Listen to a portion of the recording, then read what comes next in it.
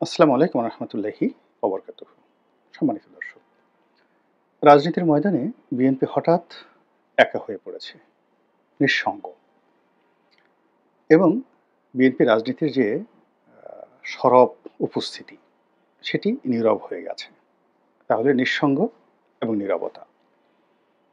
BNP রাজনীতির যে গতি এবং প্রকৃতি ছিল, ধরন ছিল, পুরোটা এলোমেলো হয়ে গেছে। তাদের গতি একেবারে স্তমিত হয়ে গেছে এবং সেই গতি আবার নতুন করে চালু করা এটি সম্ভব হতেও পারে, নাও হতে পারে। আওয়ামী লীগ জামানাতে আওয়ামী লীগ যেভাবে বিএনপিকে বারবার প্রভোগ করেছে, প্রভোগ করে কখনো রাজপথে নামিয়েছে, কখনো জেলে নিয়েছে, কখনো নির্বাচন এনেছে এবং এভাবেই সেই ১৫টি বছর বিএনপি প্রতারিত হয়েছে, বঞ্চিত হয়েছে এবং রাজপথে মারাত্মক বিপর্যয়ের মুখোমুখি হয়েছে সরকারি বাহিনী এবং রাষ্ট্রযন্ত্রের কাছে। বিএনপি রাজনৈতিক নেতাদের রাজনৈতিক বোধ এবং বুদ্ধি, তাদের অর্থনৈতিক ভিত্তি এবং শক্তি এবং তাদের সিদ্ধান্ত নেওয়ার যে ক্ষমতা, এই পুরো জিনিসটি আওয়ামী লীগ জমানাতে ধ্বংস করে দেওয়া হয়েছে। ফলে রাতারাতি একটা সঠিক সিদ্ধান্ত নেবে, তারপর রুখে দাঁড়াবে এবং স্ট্যাবল অবস্থায় সেনাপতির মতো জয় অথবা পরাজয়, ওইরকম একটা কথার উপর সাস্টেইন থাকবে। এটি যে বিএনপি নেই তা আমরা গত 10 মাসে দেখতে পাচ্ছি। বিএনপি এখনো জনাব তারেক রহমান সাহেব যেটা বলেন ওটার সঙ্গেই সবাই একমত পোষণ করেন। ওখানে ভিন্ন মত, আলোচনা, সমালোচনা বা নেতা সবার কাছ থেকে পরামর্শ নিয়েছেন, তারপরে সিদ্ধান্ত দিয়েছেন, অথবা নেতার পরামর্শ সবাই কায়মনোবাক্যে মেনে নিয়েছে, নট লাইক দ্যাট। যেটি হয়েছে, হঠাৎ করে নেতা একটি সিদ্ধান্ত নেন, পরিকল্পনা দেন, প্রোগ্রাম দেন, আর অমনি বিএনপির যারা লোকজন তারা সেটা মান্য করার জন্য ঝাঁপিয়ে পড়ে। তো শেখ হাসিনার জামানাতে সেখানে জনাব তারেক রহমান সাহেব সুপ্রিম লিডার হিসাবে তাকে অনেক কিছু পারসিউ করে করতে হতো। অনেক লোক সরকারি এজেন্ট ছিল তার দলের মধ্যে, অনেক লোক ভারতের এজেন্ট ছিল, অনেক লোক তার প্রতি খুবই নিবেদিত প্রাণ ছিল। তো সব কিছু সমন্বয় করে তিনি যে কাজকর্ম করতেন, এখন এই ইউনূস সরকারের আমলে তাকে সেটা করতে হয় না। তার যে একটা ভাইব তৈরি করে দেওয়া হয়েছে যে তিনি নেক্সট প্রাইম মিনিস্টার, তিনি ক্ষমতায় আসছেন, বিএনপি সরকার গঠন করছে এবং এজন্য বিএনপির যারা নেতাকর্মী আনকন্ডিশনালি তার সকল কথা, সকল বাক্য, সকল সিদ্ধান্ত মুহূর্তের মধ্যে মেনে নিচ্ছে। এটা যতটা না বিপদ, তার চেয়ে বড় বিপদ হলো জনাব তারেক রহমান সাহেবের ঘনিষ্ঠ বলে দেশে কিছু লোক পরিচিতি লাভ করেছে, আর লন্ডনে কিছু লোক পরিচিতি লাভ করেছে। তাদের সঙ্গে আসলে তারেক রহমান সাহেবের কতটা সখ্যতা রয়েছে, কতটা লেনাদেনা রয়েছে, কতটা নির্ভরতা রয়েছে আমরা জানি না। কিন্তু সেই মানুষগুলো গত 10 মাসে, মানে যারা তারেক রহমান সাহেবের ঘনিষ্ঠজন বলে পরিচিত, তারা তাদের মতো করে দলকে পরিচালনা করার চেষ্টা করছে এবং অনেক সিদ্ধান্ত বাস্তবায়িত হয়ে যাচ্ছে, অনেক ঘটনা ঘটে যাচ্ছে, যেটির সঙ্গে দলের হাইকমান্ড, এমনকি জনাব তারেক রহমান সাহেব অথবা বেগম জিয়া, তাদের সাথে যে একটা সংযোগ আছে এটা মনে হচ্ছে না, কিন্তু ঘটনা ঘটে যাচ্ছে একটার পর একটা। তো এর ফলে কি হলো, এই দলটির মধ্যে যে একটা বন্ধন ছিল, মানে শেখ হাসিনার জুলুম, অত্যাচার, তাপ, চাপে মানে পিষ্ট হয়ে আওয়ামী লীগের নেতাকর্মীরা একেবারে কাঁঠালের কোয়া যেভাবে একটার সঙ্গে একটা লেগে থাকে, ওইভাবে নেতাকর্মীদের মধ্যে একটা বন্ড তৈরি হয়েছিল 15 বছরে। অভাব ছিল, অভিযোগ ছিল, জেল ছিল, জুলুম ছিল, হুলিয়া ছিল, কিন্তু সেই বন্ডটা নষ্ট হয়নি। কিন্তু এখন কি হলো, এখন সব কিছু মহাশূন্যে হারিয়ে গেছে। কাঁঠালও নেই, কাঁঠালের কোষ নেই, বিচিগুলো সব এলোমেলো ঘুরে বেড়াচ্ছে, একজন আরেকজনের সাথে কোনো বিচির সম্পর্ক নেই। যাই হোক, তো এখন এই যে বিএনপির কতগুলো সিদ্ধান্ত,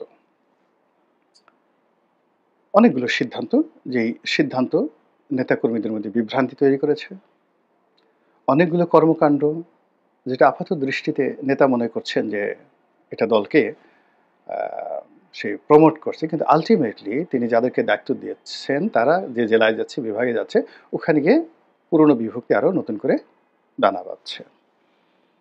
তিনি যাদের সঙ্গে বন্ধুত্ব করতে চাচ্ছেন, তার আপনজন, তার কাছের লোক, তার রাজনৈতিক যে সহযোগী হবেন যারা, জোট সঙ্গী হবেন যারা, যেমন ধরুন ভিপি নুরু, আন্দালিব রহমান পার্থ, এরপর আ আরো অনেকগুলো ছোট, ছোট রাজনৈতিক দলগুলো আছেন। তাদের সঙ্গে বিএনপির আপামর জনসাধারণের বা নেতাকর্মীদের যে ধরনের সম্পর্ক, শ্রদ্ধা প্রদর্শন, কোঅপারেশন দরকার, সেটা হয়নি। বরং উল্টো তারা অপমানিত হয়েছে, লাঞ্ছিত হয়েছে। ফলে কি হলো? এই তারেক রহমান সাহেবের যে বন্ধুত্বের যে বন্ধন, সেই বন্ধনটা ছিন্ন হয়ে গেছে গত কয়েক মাসে। এবং সবচেয়ে বড় বিপদ এবং বিপত্তি হয়েছে এই লন্ডনের যে বৈঠক জনাব আ তারেক রহমান সাহেব ভার্সাস ডক্টর মোহাম্মদ ইউনূস সাহেব। এবং এই বৈঠকের ফলে রাজনীতির যে চিরাচরিত যে বন্ধন, হিসাব-নিকাশ সব এলোমেলো হয়ে গেছে। বিএনপি ১ম এ ১ সপ্তাহ খুব খুশি এবং যেহেতু তারেক রহমান সাহেব বৈঠক হয়েছেন, তিনি হেসেছেন। বিএনপির সব লোক হেসেছে। তিনি আ যাকে বলা হয় ডক্টর মোহাম্মদ ইউনূসকে প্রশংসা করেছেন। তার প্রতি শ্রদ্ধা দেখিয়েছেন বিএনপির সব লোক অন্ধভাবে আনকন্ডিশনালি ডক্টর মোহাম্মদ ইউনূসকে শ্রদ্ধা জানানোর চেষ্টা করেছে, সমর্থন জানানোর চেষ্টা করেছে। ডক্টর মোহাম্মদ ইউনূস তার পবিত্র জবান দিয়ে এবং জনাব তারেক রহমান সাহেব তার পবিত্র জবান দিয়ে ২০২৫ সনের ফেব্রুয়ারি মাসে নির্বাচনের ব্যাপারে যে আশাবাদ ব্যক্ত করেছেন, সেটা একেবারে শতভাগ বাস্তবায়িত হবে এবং সেভাবেই বিএনপি নেতাকর্মীরা স্বপ্ন দেখে তারা সেই সরকারের সঙ্গে কোঅপারেশন শুরু করেছে। ফলে এই বৈঠকের আগে, অর্থাৎ তারেক রহমান সাহেবের সঙ্গে লন্ডনে যে বৈঠকটা হলো, সেই বৈঠকের আগে যে রাজনৈতিক আবহাওয়া ছিল, মাঠ ছিল উত্তপ্ত এবং পুরো রাজনীতির বলতে গেলে 99% বিএনপি নিয়ন্ত্রণে ছিল। জামাত যেটা ২০২৪ সনের সেপ্টেম্বর মাসে জামাতের একটা রমরমা অবস্থা ছিল। এনসিপি তখনও হয়নি, কিন্তু সমন্বয়কদের যে একটা রমরমা অবস্থা ছিল, সেটা কালের বিবর্তনে এসে ঘুরে, ঘুরে এসে সেই আ এপ্রিল, মে একেবারে শতভাগ বিএনপির দখলে চলে আসে। স্কুল, কলেজ, মাদ্রাসা, বিশ্ববিদ্যালয়, যেখানে জামাত, শিবির এবং ছাত্র সমন্বয়কদের একচেটিয়া দাপট ছিল ২০২৪ সন পর্যন্ত। ২০২৫ সনের জানুয়ারি, ফেব্রুয়ারি সেটা ধীরে, ধীরে বিএনপির কর্তৃত্বে চলে আসে। এখন পথ, ঘাট, মাঠ পুরোটাই তাদের দখলে এবং সেই দখলের আমরা কিছু নমুনা দেখেছি যে ডক্টর মোহাম্মদ ইউনূসকে চ্যালেঞ্জ জানিয়ে যখন দক্ষিণ সিটি কর্পোরেশনের মেয়র পদে শপথ পড়ানোর জন্য এরশাদ প্রধান উপদেষ্টার বাসভবন ঘেরাও করলেন এবং দক্ষিণ সিটি কর্পোরেশনে ঘেরাও করলেন। কার্যত তখন সরকার এতটা অসহায় হয়ে গেল, আমরা যেটা শুনেছি যে প্রেস সচিব জনাব শফিক তিনি মির্জা ফখরুল সাহেবকে টেলিফোন করে তারপর সেই এরশাকের যে ঘেরাও কর্মসূচি, যমুনা ঘেরাও কর্মসূচি, সেটাকে সরিয়ে নেওয়ার জন্য অনুরোধ করেন এবং মির্জা ফখরুল সাহেব তাকে সরকারকে সেই ব্যাপারে সাহায্য করেন। অর্থাৎ এইরকম একটি অবস্থা ছিল যেখানে এনসিপি যে কাজগুলো করছে সেটি ইউনূসের গ্রিন সিগন্যালে করে, কিন্তু বিএনপি আসলে কারো গ্রিন সিগন্যালে নয়, তাদের যে কোনো জিনিস করার, আদায় করার একটা আবহাওয়া তৈরি হয়েছিল এই লন্ডন বৈঠকের ফলে পূর্বে। কিন্তু লন্ডন বৈঠকের পরে এই পুরো রাজনীতির যে উত্তাপটি, রাজনীতির যে শক্তিটি গত ১০ মাসে বিএনপি ধীরে, ধীরে অর্জন করে লন্ডন বৈঠকের আগ পর্যন্ত এমন একটা এক্সট্রিম পর্যায়ে চলে গিয়েছিল যে এরশাক আসলে ঢাকার মেয়র, শপথ পড়ালেও মেয়র, না পড়ালেও মেয়র, এরকম একটি অবস্থা তৈরি হয়ে গিয়েছিল। কিন্তু যেই বৈঠকটি হলো, উনি বাংলাদেশে আসলেন, বিএনপির উত্তাপ কমতে, কমতে, কমতে, কমতে একেবারে শূন্যতে চলে আসলো। বিএনপি নেতারা খুবই খুশি, সরকার তাদের হয়ে গেছে, তারাই সরকারে আসছে, ডক্টর মোহাম্মদ ইউনূসকে সরকারের কাজে লাগানো হবে, ভবিষ্যতে তাকে প্রেসিডেন্ট করা হবে। এই কথা বলে যখন তারা মুচকি, মুচকি হাসছেন, বিধাতা হয়তো সবার অলক্ষ্যে অন্য হিসাব করছেন এবং তিনিও হাসছেন। এবং সেই যে বিএনপির হাসি, আজকের এই ভিডিওটি যখন করছি ২৯ তারিখ জুন মাসের, এই দিন রীতিমতো কান্নায় পরিণত হয়েছে। বিএনপি নেতাদের মুখে হাসি উধাও হয়ে গেছে, মন ভার, এবং তাদের মনে নানা রকম আশঙ্কা, নির্বাচন নিয়ে আশঙ্কা, নিজেদের রাজনৈতিক ভবিষ্যৎ নিয়ে আশঙ্কা, তাদের নেতার দেশে ফেরা নিয়ে আশঙ্কা, এবং তাদের যারা প্রতিপক্ষ তাদের বিজয়, ডক্টর মোহাম্মদ ইউনূসের ক্ষমতা দীর্ঘায়িত হওয়া, তারপর তাদের একেবারে এই মুহূর্তে ঘোরতর শত্রু জামাত, তাদের হঠাৎ করে রাজনীতিতে বিস্ফোরণমূলক উন্নয়ন, এটি দেখে তারা রীতিমতো কিংকর্তব্যবিমূঢ় হয়ে গেছে। চরমোনাই পীর সাহেবকে সামনে রেখে জামাত এবং অন্যান্য রাজনৈতিক দলরা, যাদের একটা বিরাট অংশ বিএনপির সঙ্গে ছিল, সাথে ছিল, তারা যেভাবে একই মঞ্চে উঠেছে এবং বিএনপি যে দাবিগুলো সরকারকে করে আসছে, অর্থাৎ সংখ্যানুপাতিক হারে নির্বাচন হবে না, এটা বিএনপির কথা। আর ছোট ছোট রাজনৈতিক দলগুলো তারা জানে যে এককভাবে কোনো একটা পার্টির সঙ্গে তারা নির্বাচন করে পারবে না। তো সেক্ষেত্রে সারা বাংলাদেশে তাদের যে ছড়িয়ে ছিটিয়ে ভোট রয়েছে, এখন যদি একটা সংসদ সদস্য প্রার্থীর জন্য স্ট্যান্ডার্ড 1 লক্ষ ভোট নির্ধারণ করা হয়, তো সারা বাংলাদেশে যদি 30 লাখ ভোট কেউ পায়, তাহলে সে 30টা সিট পেয়ে যায়, এবং চরমোনাই একেবারে নির্ঘাত 30 লাখ ভোট পাবে সারা বাংলাদেশে। জামাত সারা বাংলাদেশে 50 লাখ ভোট পাবে, 50টা সিট তার হয়ে যাবে। ভিপি নুরু তার নির্বাচনী এলাকায় সে এককভাবে বিএনপির ধানের শীষ নিয়ে দাঁড়ালে 50-50 হতে পারে, নাও হতে পারে, কিন্তু সে যদি প্রার্থী দেয় পটুয়াখালী জেলায় বিভিন্ন জায়গাতে, সব মিলিয়ে সে যদি দেখা গেল সারা বাংলাদেশে 3 লাখ ভোট সে পেল, তাহলে তার দলের 3জন এমপি হয়ে গেল, সে নিজে, রাশেদ হয়ে গেল, আর এক ছেলে যে এনেছে ওই গণ অধিকার পরিষদ ভেঙে গেছিল রেজা কিবরিয়ার সঙ্গে, সেখান থেকে আসছে, এরকম 3জন। মূলত নুরু 3টি পদের জন্য বিএনপির সঙ্গে বার্গেনিং করছিল, কিন্তু সেখানে দুটো রাশেদ আর তাকে কনফার্ম করা হয়েছে, আর একজনকে হয়নি এখনো। কিন্তু সে যদি ভিন্ন হয় তাহলে কম করে হলে সে 3টি সিট পায়, এবং ভালো প্রার্থী পেলে, মানে নুরুর সাথে যদি আরও 2-4 জন ভালো প্রার্থী যোগে এবং জামাতের যোগাযোগ হয়, এই কয় মাস সে যদি নির্বিঘ্নে সারা বাংলাদেশে চালাতে পারে, তাহলে হয়তো দেখা গেল সে যদি সারা বাংলাদেশে 5 লাখ ভোট পেয়ে যায়, তাহলে তার 5জন এমপি প্রার্থী তার দলের।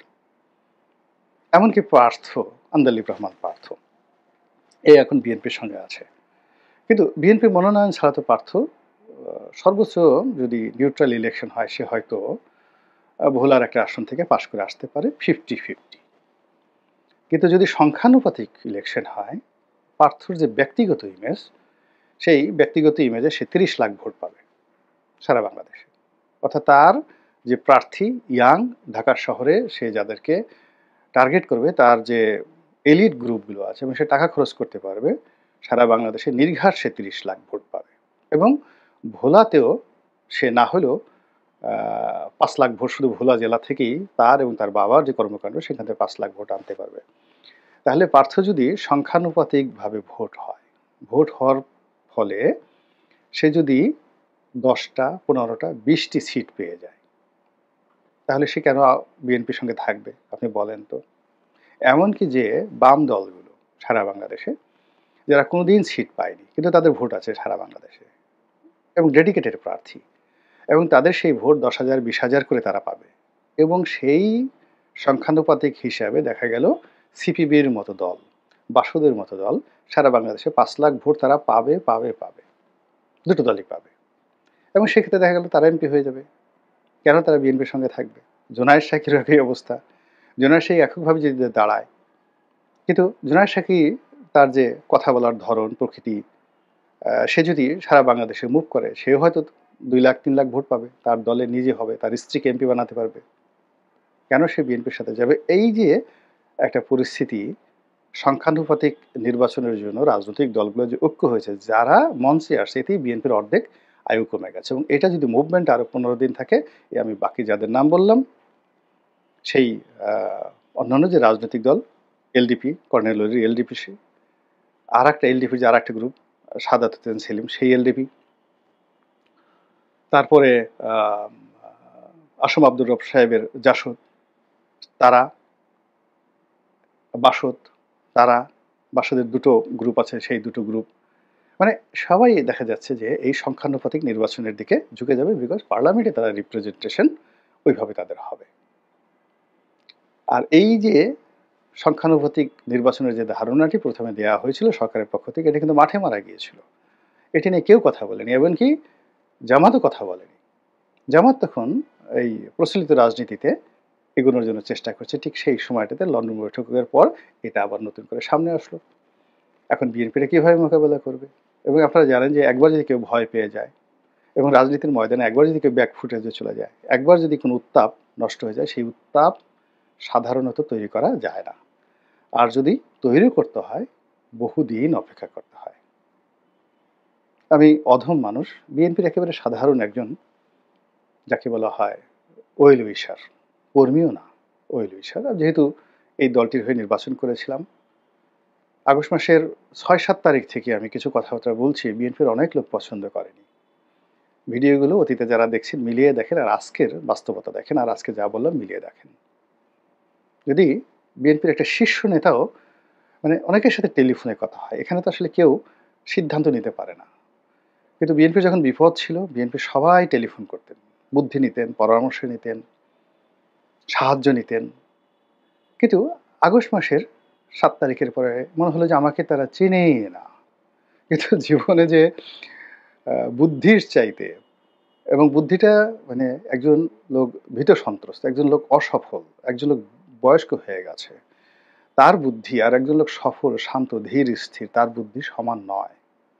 এক চরিত্রহীনের বুদ্ধি, চরিত্রবানের বুদ্ধি এক নয়।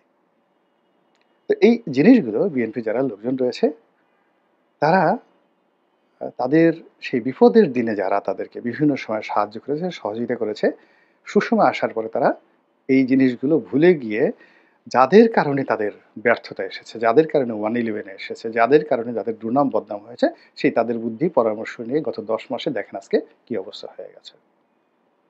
আল্লাহ আমাদের সবাইকে হেদায়েত দান করুন এবং হেফাজত করুন। আসসালামু আলাইকুম ওয়া রাহমাতুল্লাহি ওয়া বারাকাতুহু।